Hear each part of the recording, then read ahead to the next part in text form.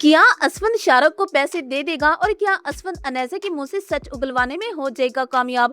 Drama serial ए दिल आजमा नहीं की आने वाली एपिसोड बहुत ही ज्यादा हैरान करने वाली है, क्योंकि आने वाली एपिसोड में अब असफन ही अनैजा के मुंह से सच उगलवाने वाला है। असफन को अनैजा पर शक हो चुके हैं, इसलिए अब वो अनैजा के सामने जानबूझकर गुल का जिक्र छेड़ रहे हैं और गुल की बातें कर रहे हैं ताकि अनैजा खुद ही सारा सच बता दे। लेकिन अनैजा इतनी डीठ है कि वो असफन को इस बात की भनक तक नहीं पड़ने देती कि गुल की मौत की जिम्मेदार सिर्फ और सिर्फ मैं हूँ। असफन और मीरा जब शॉपिंग के लिए जाते हैं तो अनैजा भी इन दोनों का पीछा करते हुए वहां पर पहुंच जाती है।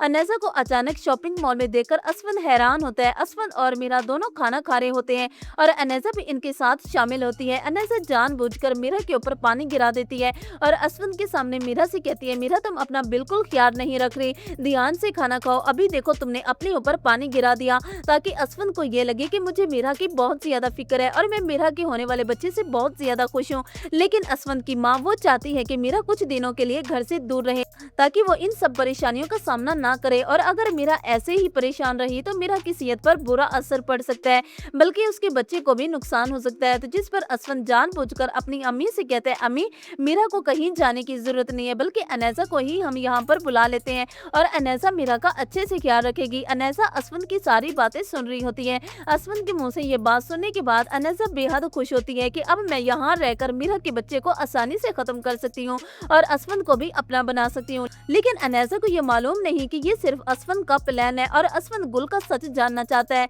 तो वहीं दूसरी तरफ शाहरुख और उसकी माँ घर से बेघर होने वाले हैं। घर का मालिक शाहरुख की माँ को 2 दिन का टाइम देकर जाता है कि अगर घर खाली ना किया तो मैं आप सबको घर से बाहर निकाल दूंगा।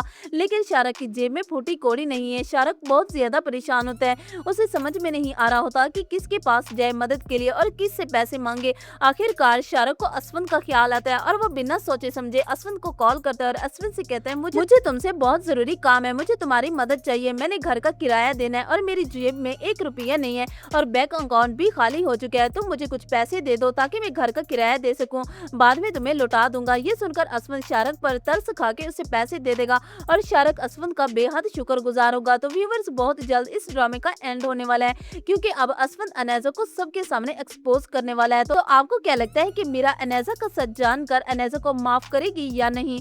कमेंट्स में जरूर बताइएगा।